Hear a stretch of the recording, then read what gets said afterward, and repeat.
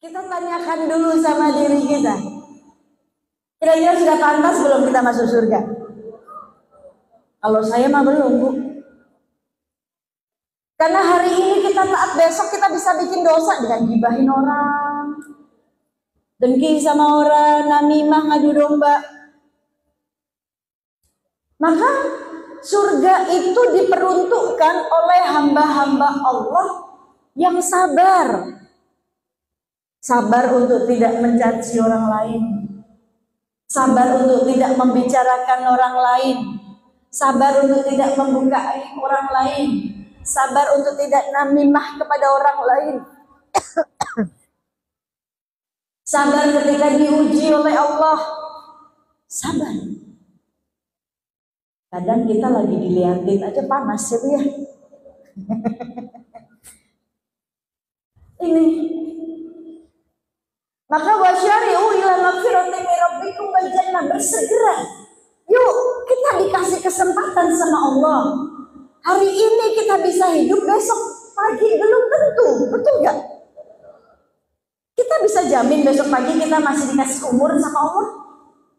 Masih dikasih umur, besok pagi kita bisa jamin gak? Tidak. Hari ini milik kita, besok belum tentu. Maka hari ini kesempatannya.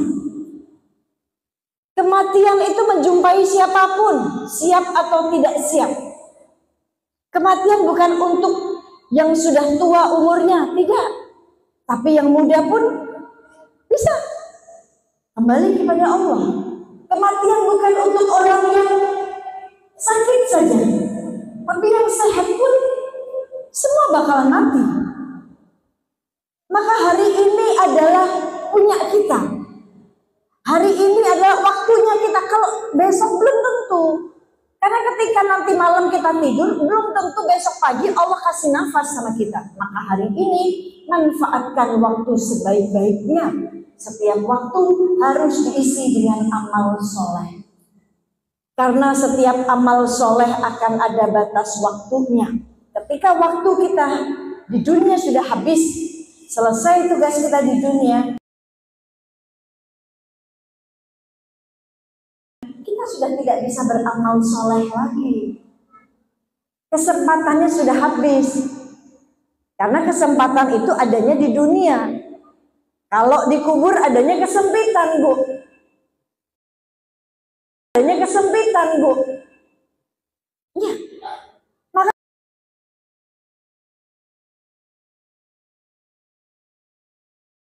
kesempatannya sekarang. Di majelis, dimanapun majelisnya, apa yang kita harapkan? Yang kita harapkan adalah doa Allah. Yang kita harapkan adalah pengampunan dosa dari Allah. Yang kita harapkan adalah rahmatnya Allah. Karena masuk surga, mohon maaf lahir batin, bukan karena sholat malamnya kita.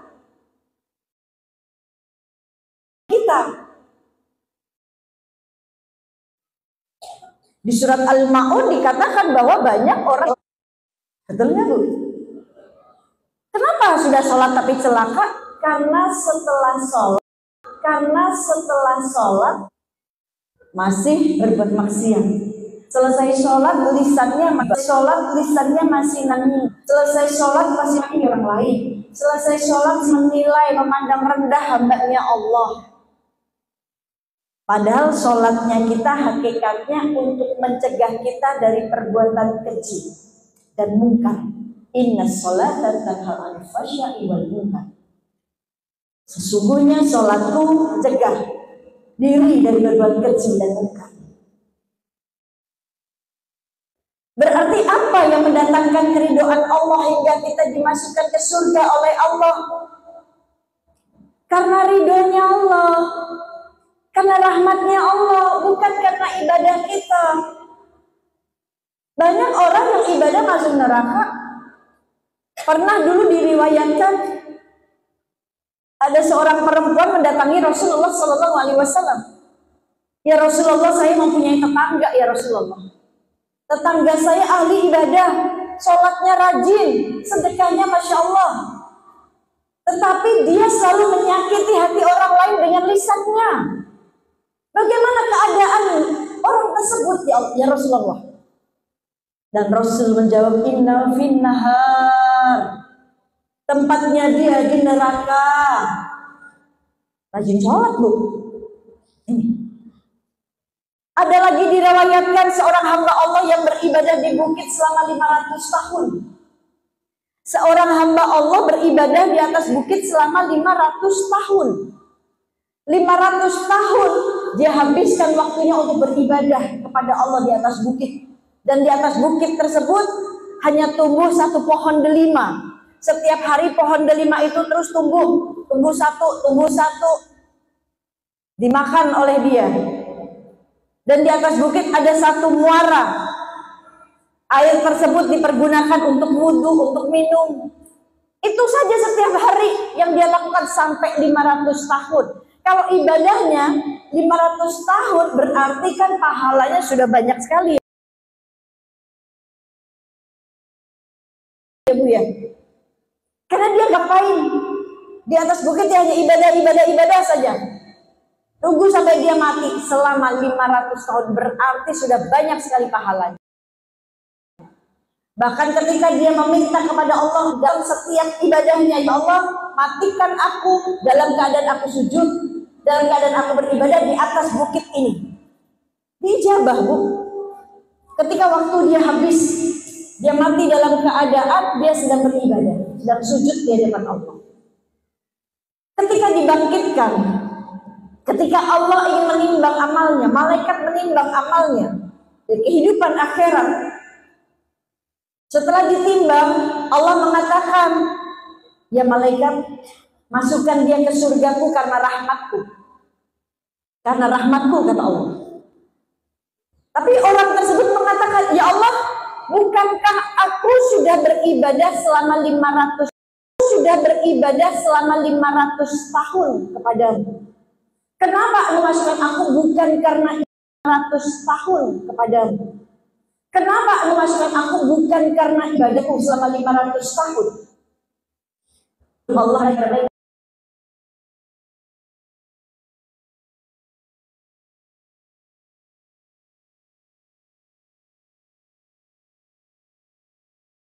selama 500 tahun.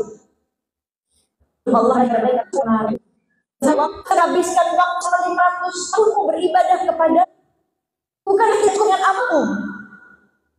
Yang malaikat coba ditimbang amalannya, pahalanya selama 500 tahun dengan satu tetes nikmat yang aku berikan saja. Ketika ditimbang gak ada apa-apanya Bu. Pahala amalannya dia selama 500 tahun tidak ada apa-apanya dengan satu nikmat yang Allah berikan saja. Maka Allah ketika itu mengatakan, kalau begitu masukkan dia ke dalam neraka. 500 tahun beribadah. Lalu orang tersebut, hamba tersebut merayu Allah, ya Allah, ampuni aku atas kesombonganku, atas kesombongan ibadahku. Kalau begitu masukkan aku ke surgamu dengan rahmatmu, ya Allah. Kita beribadah, kadang hati kita dengki dengan orang. Kita beribadah, tapi hati belum bisa memaafkan orang lain. Kita beribadah, tapi sombong. Yang membawa ke surga kita karena rahmat Allah. Kita kembali kepada Allah dengan hati yang selamat, qalbun salim. Hati yang selamat, hati yang tidak ada dengki terhadap orang lain. Hati yang tidak ada sombong terhadap orang lain. Hati yang tidak ada kebencian terhadap orang lain. Itu yang kembali kepada Allah dengan hati yang selamat, qalbun salim, yang membawa kita ke surganya Allah. Ya ayat Tuhan nafsul mutmainnah, hai jiwa-jiwa yang tenang, irji'i ila rabbiki radiyatan mardiyah, fadkhuli fi ibadih wa dkhuli jannah. Allah katakan, hai jiwa-jiwa yang tenang. Kalau jiwanya sudah tenang kan berarti dia tidak mempunyai dendam sama orang lain. Dia tidak mempunyai kebencian lagi sama orang lain. Jiwanya tenang, kan hidup itu butuh ketenangan, Bu. Lalu siapa yang membuat tenang itu? Yang menciptakan ketenangan ya diri kita sendiri. Ini orang-orang yang dipanggil oleh Allah yang jiwanya tenang. Hai jiwa-jiwa yang tenang, ya ayyatuhan nafsul mutmainnah, kembalilah kepadaku dengan hati yang selamat, hati yang ridho, dan aku ridho, kata Allah. Masuklah bersama golongan hamba-hambaku dan masuklah ke dalam surgaku. Maka yuk perbaiki ibadah kita, selalu minta ampun kepada Allah, selalu berdoa supaya Allah nih kehendaki kita, pantas banget kita dimasukkan ke dalam surganya Allah. Ya Bu ya, ini. Maka kesempatan kita hari ini, wasyari'u, bersegeralah memohon ampunan dari Tuhanmu dan surga, supaya dengan kan istighfar memohon ampun itu ibaratnya kita sedang muhasabah diri di hadapan Allah. Ya Allah, banyak dosa saya ya Allah. Hari ini saya sholat, besok ampuni jika saya ada gibahin orang, ampuni jika hati ini belum bisa memaafkan. Istighfar itu kan kita mengingat dosa-dosa dan kesalahan kita. Karena ini wajib. Orang yang cerdas, orang yang selalu mengingat dosa-dosanya, bukan sibuk memikirkan dosa orang lain, bukan sibuk memikirkan maksiat orang lain, bukan sibuk memikirkan perilaku orang lain, tapi perilaku diri kita sendiri. Gak sibuk gibahin orang, tapi sibuk gibahin diri sendiri di hadapan Allah. Ya Allah, ini saya ahli maksiat, ya Allah. Ya Allah, saya ini ahli gibah, ya Allah. Saya pernah bergibah, saya pernah membenci orang, saya pernah mendengki orang, saya pernah menyakiti orang dengan lisan saya. Saya pernah menilai orang, merendahkan orang. Itu kita sedang menggibahi diri kita sendiri di hadapan Allah Subhanahu wa taala. Itu istighfar, itu muhasabah. Ini yang ditunggu oleh Allah setiap hari, Bu. Dikasihnya kita kesempatan oleh Allah 24 jam ini. Ya Allah tuntut kita datang kepadaku. Ud'uuni astajib lakum. Datang kepadaku, minta kepadaku, aku ampuni, aku kabulkan. Bahkan di dalam hadis qudsi Allah Subhanahu wa taala mencintai orang-orang yang datang menemui Allah membawa hati yang sangat hancur. Lalu dia menangis karena Allah, dia takut, dia menangis karena takut akan dosa-dosanya. Allah mencintai hamba yang seperti ini daripada hamba yang sombong. Maka istighfar adalah menurunkan hawa nafsu kita.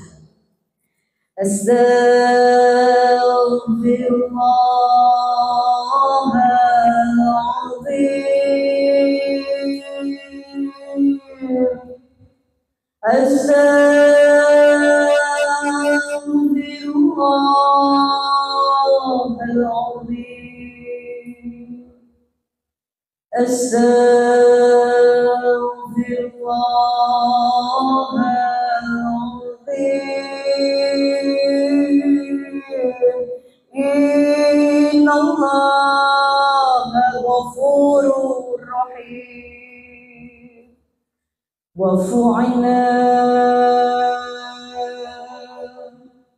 waghfir lana warhamna irhamna ya Allah. Yuk kita sama-sama istighfar. Astaghfirullahaladzim. Bayangkan dosa-dosa kita di masa lalu. Astaghfirullahaladzim.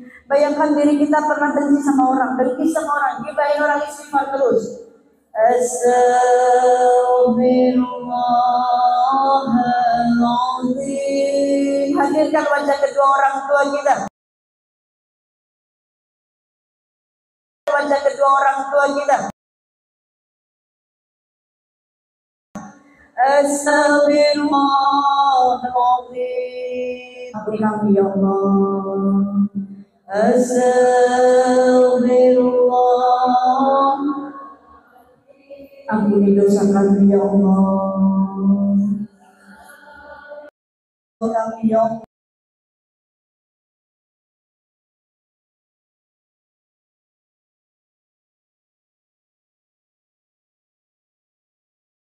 kami ya Allah.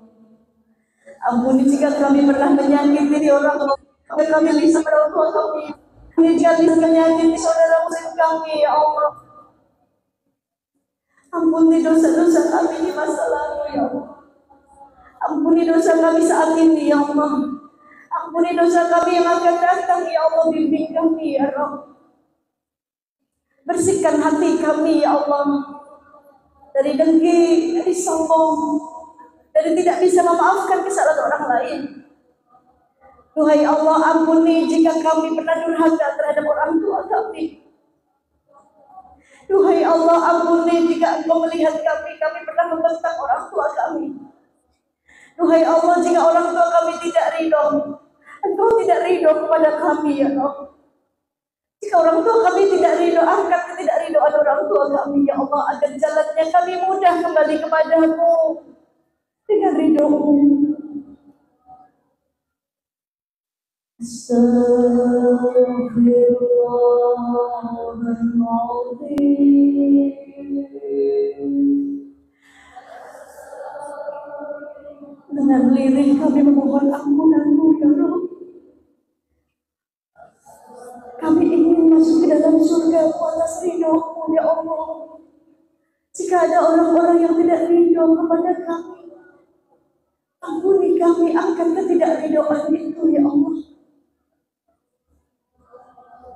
Sayangi orang-orang yang menyayangi kami. Sayangi orang tua kami ya Allah, seperti mereka menyayangi kami. Untuk orang tua kami yang sudah kembali kepadamu, ampuni dosanya ya Allah. Sayangi mereka ya Rabb.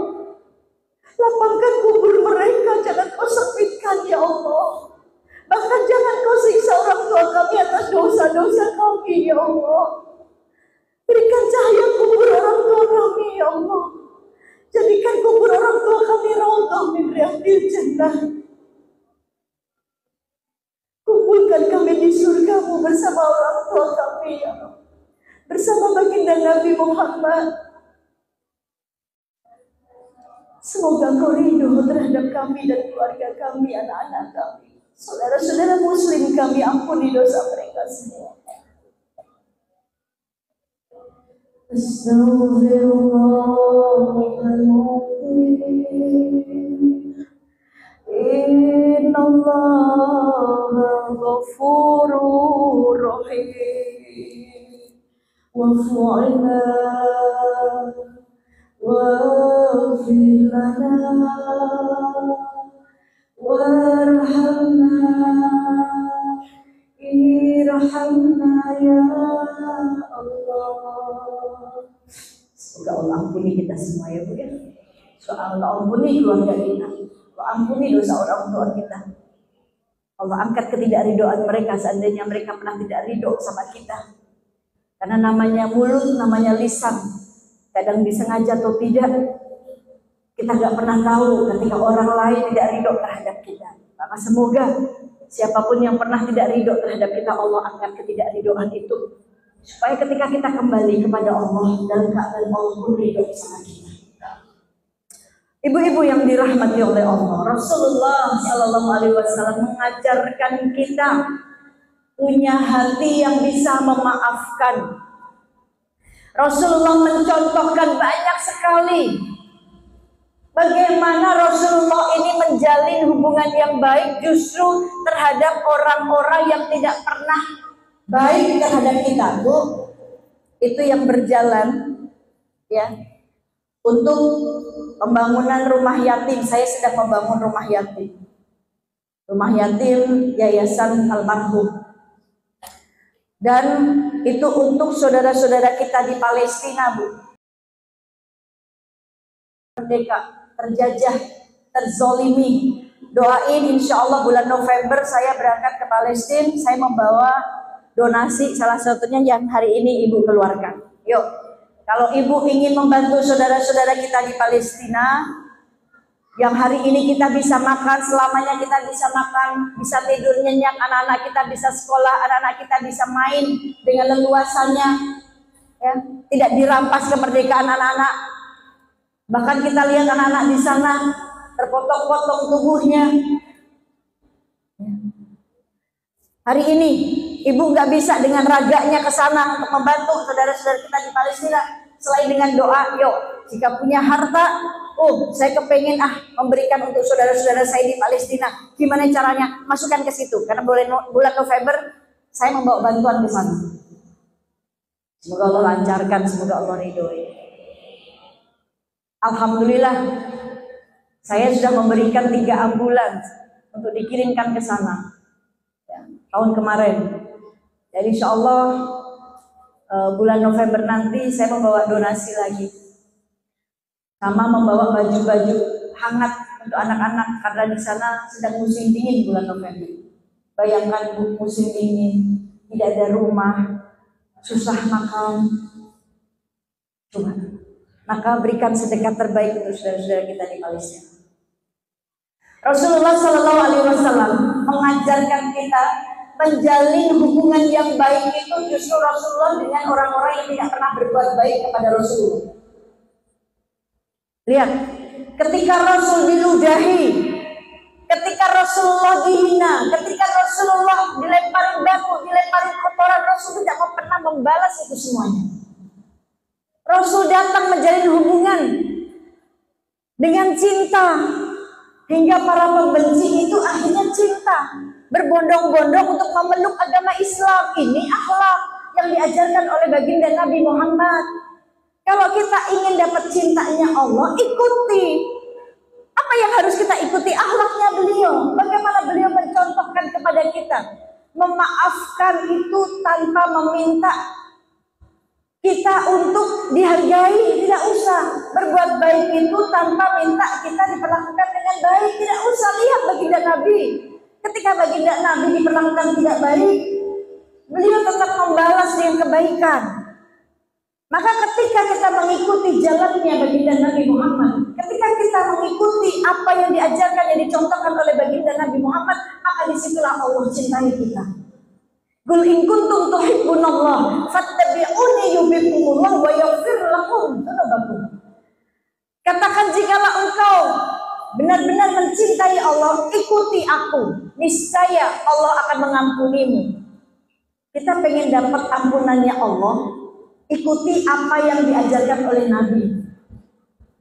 Lebih utamanya tentang akhlak, lebih utamanya bagaimana Nabi memaafkan orang yang membencinya, orang yang berbuat zalim kepada beliau maafkan. Karena yang paling mudah itu meminta maaf daripada memaafkan, betul nggak? Gampang nggak untuk kita meminta maaf? Gampang, nggak perlu ketemu orangnya, nggak perlu bertatap muka, kita pun bisa meminta maaf. Apalagi sekarang ada fasilitasnya handphone. Masuk bulan Ramadan, belum ketemu orangnya, udah tulis aja di message, broadcast message-nya, di-share ke semua kontak, ya udah, yang terima, oh iya dia sudah minta maaf, selesai. Tetapi ketika ketemu sama orangnya, belum tentu kita bisa memaafkan. Begitu sulitnya memaafkan. Tetapi orang-orang yang mudah memaafkan, maka dia akan mendapatkan sifat maafnya Allah.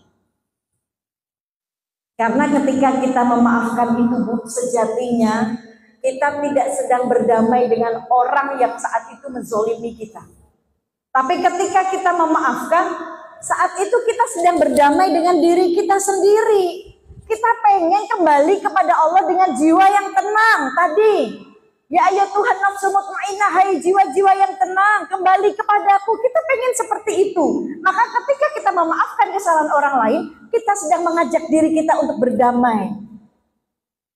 Hidup tenang tuh lebih enak, Bu, daripada harus memikirkan orang lain. Kan yang paling ribet itu karena kita mikirin orang lain. Betul apa betul, Bu? Yang kita pikirin udah tidur nyenyak, kita mikirin dia nggak tidur-tidur. Ya Bu ya, rugi nggak kira-kira Bu? Rugi. Ini memaafkan. Maka dijalinlah membuat acara halal bihalal. Kita undang semuanya supaya duduk sama-sama, bertemu, membawa cinta, pulang membawa cinta. Datang dengan hati yang belum bisa memaafkan, ketika bertemu, bersalaman, gugur dosa satu sama lain, pulang sudah memaafkan. Ini tujuannya halal bihalal. Ini tujuannya bersilaturahmi atau silaturahim. Maknanya sama. Sila itu dalam bahasa Arab menjalin hubungan. Rahim itu adalah kasih sayang. Maka silaturahim adalah menjalin hubungan kasih sayang. Silaturahmi sama maknanya. Tujuannya apa? Mempererat tali persaudaraan. Menggugurkan dosa-dosa ketika seorang muslim dengan muslim lainnya, seorang mukmin dengan mukmin lainnya bertemu berjabat tangan, Bu. Seperti ranting yang kita hentakkan, gugur tuh daun-daun keringnya. Itu dosa-dosa kita. Ketika bertemu, maka kalau lagi majelis gini bertemu, pegangan tangan, mohon maaf lahir batin ya, gugur dosa-dosa kita satu sama lain. Karena kita nggak pernah tahu di lisan. Ini bahayanya lisan, Bu, yang banyak membuat perempuan itu menjadi penghuni neraka terbanyak karena lisan.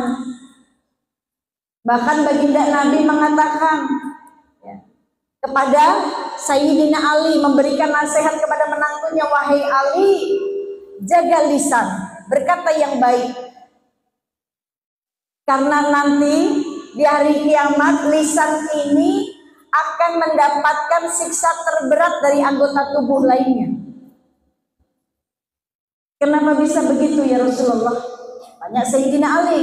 Rasul menjawab, karena gara-gara lisan aib orang terdengar dari ujung timur sampai ujung barat. Gara-gara lisan. Bener gak Bu kira-kira? Contoh misalkan ada temen lagi curhat sama kita nih.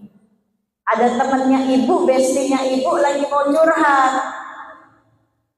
Say, aku mau curhat dong, Say. Kan gitu ya Bu ya. Udah bingung nih, Say. Ya. Tapi kamu amanah ya. Jangan bilang siapa-siapa karena ini aib. Terutama aib suami saya, kamu amanah ya. Nyantai aja, tenang, insya Allah, kata dia gitu. Cerita deh tuh dari A sampai Z, cerita tentang suaminya. Amanah. Besok ya. Besok ya.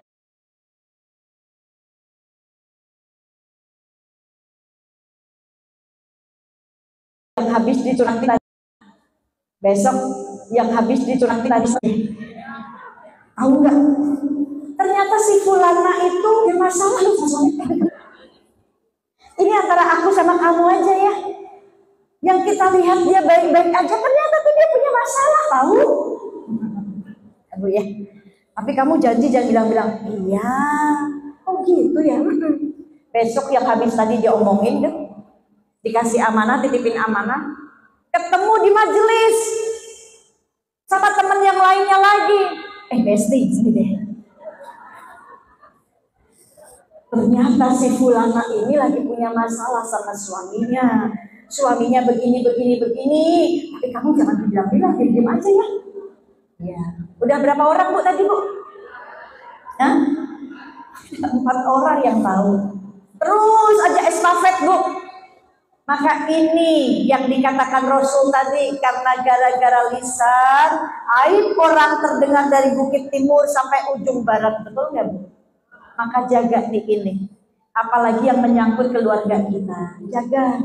Apalagi yang menyangkut hingga orang ini nggak ridho ketika kita bicarakan. Susah Bu urusannya kalau kita punya hubungan kesalahan sama orang lain itu susah. Kalau kita nggak ridho kita bisa nuntut nanti di akhirat. Nah kan bahaya kalau orang udah nuntut di akhirat Bu. Benar nggak Bu? Nah ini. Maka jaga lisan. Kata Rasul, man kana yu'minuna billahi wal yawmil akhir falyaqul khairan. Barang siapa yang beriman kepada Allah dan hari akhir, hendaklah berkata yang baik. Kalau nggak bisa diam aja udah.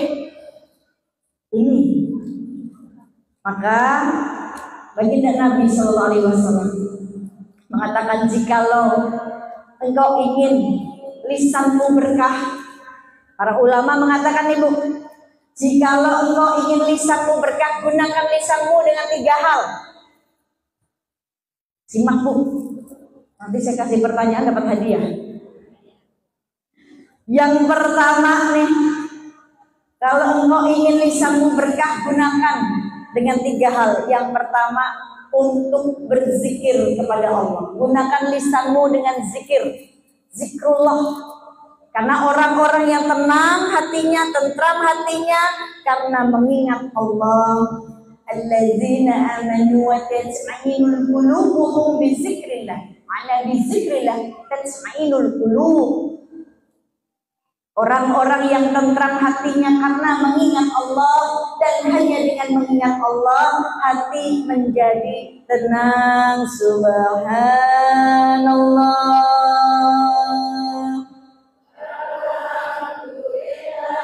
Maha suci Engkau ya Allah.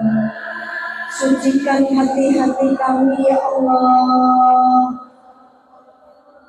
Bersihkan hati-hati kami dari dengki, dari benci, dari tidak bisa memaafkan ya Allah, dari dendam. Engkau yang maha besar, besarkan kami dengan ampunan dan rahmat-Mu ya Allah. Tidak ada Tuhan selain Engkau yang kami sembah. Terima kasih dengan segala nikmat yang Kau berikan ya Allah. Maha suci Engkau ya Allah. Wala ilaha illallah, Allahu Akbar, subhanallah,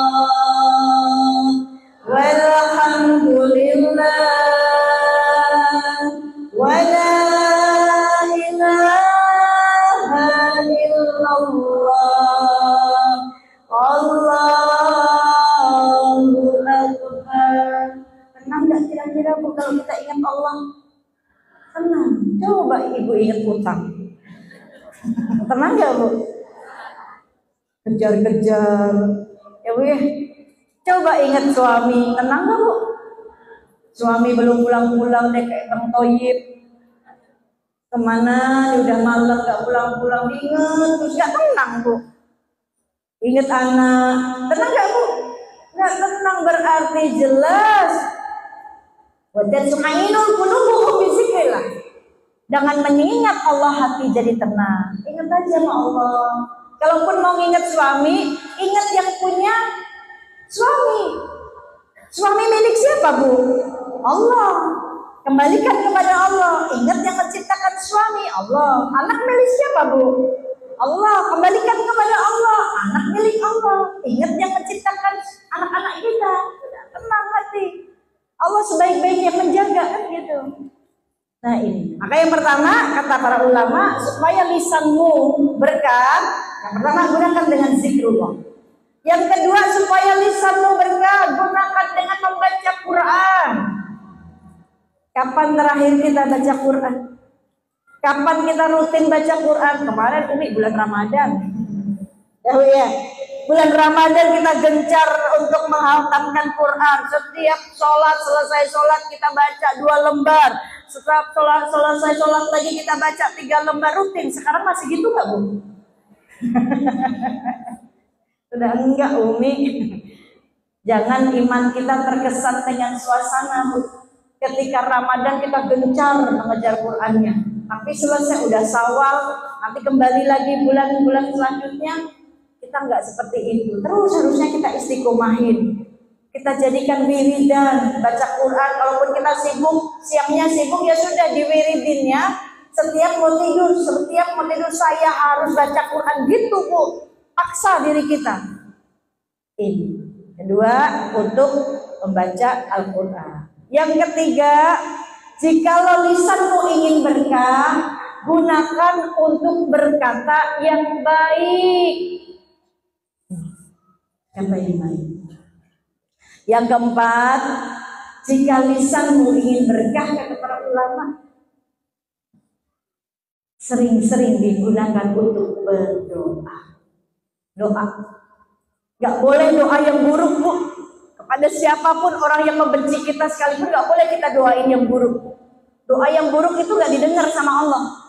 Dan harusnya kita malu ya kalau kita mau doa yang buruk. Kenapa? Allah yang maha baik nih Bu. Doa kita lagi didengerin sama Allah yang maha baik. Masa doanya yang buruk yang keluar? Sedangkan sebelum doa kan azab-azab doanya kan, adab-adab doanya kan kita istighfar dulu, mengakui dosa kita, lalu memuji Allah. Ketika kita mau doa, adabnya digunakan, Bu. Jangan langsung minta aja, jangan. Tapi adabnya kita istighfar, mengakui dosa-dosa kita dulu. Ya, astagfirullahaladzim, astagfirullahaladzim, astagfirullahaladzim, wa atubu ilaih. Baru doakan saudara-saudara muslim kita. Astagfirullahal mu'minina wal mu'minat, wal muslimin wal muslimat. Baru puji Allah. Ya Allah, ya Arhamar Rahimin. Puji dulu. Alhamdulillahirabbil alamin. Baru bersolawat. Allahumma sholli ala sayyidina Muhammad wa ala ali sayyidina Muhammad. Baru dah doa gitu. Jangan langsung minta aja. Adab. Maka doakan yang baik. Masa kita sebelum berdoa kita udah istighfar, mengaku dosa, sudah memuji Allah, sudah bersolawat, tiba-tiba doanya, ya Allah, saya hari ini sedang dizolimi sama si fulana. Ya Allah, balas dia, ya Allah. Berikan hal yang buruk, ya Allah. Nah, gimana? Baru juga ngaku dosa tadi sama Allah. Nah, nggak boleh, berarti tidak boleh mendoakan orang lain dengan doa yang buruk. Doakan yang baik. Ada doa 3 wanita, Bu, yang doanya setara dengan doanya 70 wali. Masya Allah. Satu doa istri solehah itu setara dengan doanya 70 wali. Satu doa ibu solehah itu doanya setara dengan doanya 70 kekasih Allah. Satu doa anak yang soleh dan solehah itu doanya setara dengan doanya 70 para kekasih Allah. Yang pertama, doa anak untuk orang tuanya. Doa anak perempuan untuk ayahnya, untuk ibunya. Doa anak yang soleh untuk kedua orang tuanya. Yang kedua, doa ibu untuk anaknya. Wahai ibu, sekalipun engkau kesal dengan anakmu, misalkan punya hubungan yang tidak baik, jangan doakan yang tidak baik. Atau mungkin anak kita lagi kesel nih, masih kecil-kecil, ya. Terus kita lagi duduk di majlis, biasanya kalau duduk di majlis bawa anak, kadang kan kita takut anak kita ngeganggu ya Bu ya. Yang masih kecil nih, 3 tahun, 4 tahun, lari sana, lari sini, berisik sana, berisik sini. Terus kita tarik anak kita, duduk, bandel banget sih.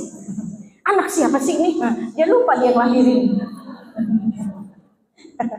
Bu ya, bandel saja sebuah doa Bu, jangan. Doakan yang baik. Lihat, lahir ulama-ulama yang hebat atas doa seorang ibu. Doain, ya.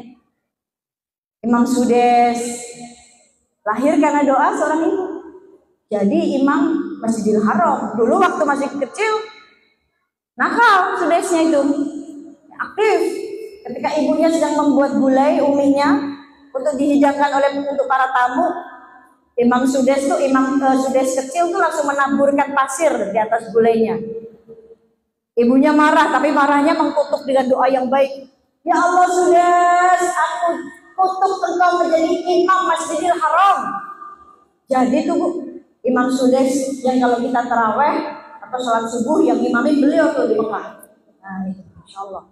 Imam Bukhari ketika di dalam kandungan ibunya bermimpi Nabi Ibrahim mendatanginya bahwa asbab doa-doamu ini anak akan menjadi imam besar.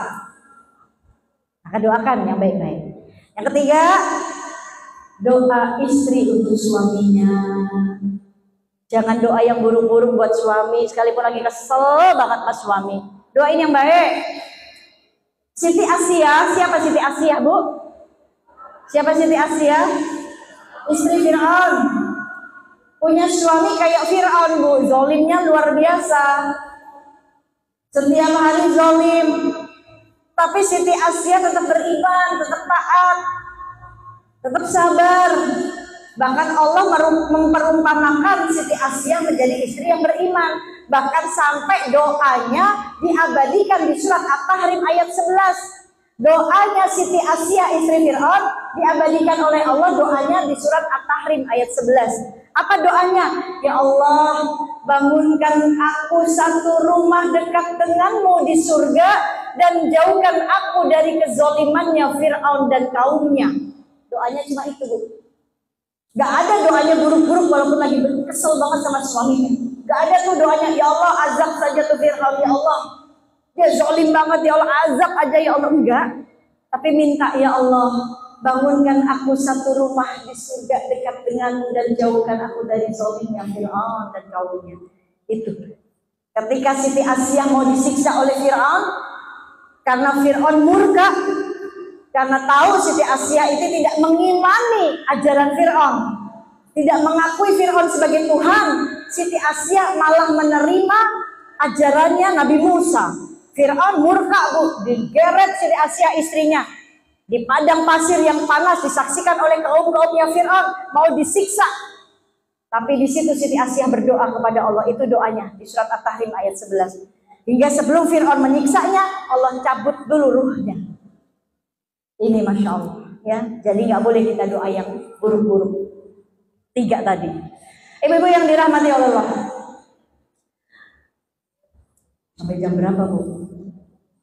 5 menit lagi deh ya, Bu ya. Bu, ketika kita punya niat bangun tidur, dalam hadis dikatakan bangun tidur barang siapa yang ketika bangun tidur dia punya niat ingin menolong orang lain. Barang siapa yang bangun tidur dia tidak punya niat menyakiti orang lain, maka saat itu Allah ampuni dosanya. Bangun tidur, Bu, jangan langsung ingat kemarin saya digibahin sama dia, saya dizolimin sama dia nih. Awas saja nanti kalau ketemu, jangan, Bu. Walaupun baru niat, kita niat seperti itu, pengen balas dendam, tapi nggak kita lakukan, sudah tercatat satu keburukan. Tetapi ketika kita punya niat yang baik, nanti kalau ketemu si fulana, saya mau ajak dia makan, saya mau kasih dia hadiah, walaupun belum terwujud nih, nggak jadi, karena kita sudah niat yang baik, tercatat satu kebaikan. Itu bedanya. Kita punya niat yang buruk, nggak jadi kita lakukan, tetap dicatat satu keburukan. Kita niat yang baik, belum dilaksanakan, tercatat satu kebaikan. Maka banyakin deh niat yang baik, ya Bu ya. Ini dalam hadis. Maka ibu-ibu yang dirahmati oleh Allah, yang terakhir. Di dalam Quran surat An-Nisa ayat 1, Allah Subhanahu wa taala berfirman, dan bertakwalah kamu, dengan namanya kamu meminta satu sama lain, dan jalinlah silaturahim. Silaturahim, pentingnya silaturahim. Apa manfaatnya, Bu? Apa manfaatnya silaturahim? Ini kan kita sedang silaturahim nih, di acara halal bihalal, mencoba memaafkan.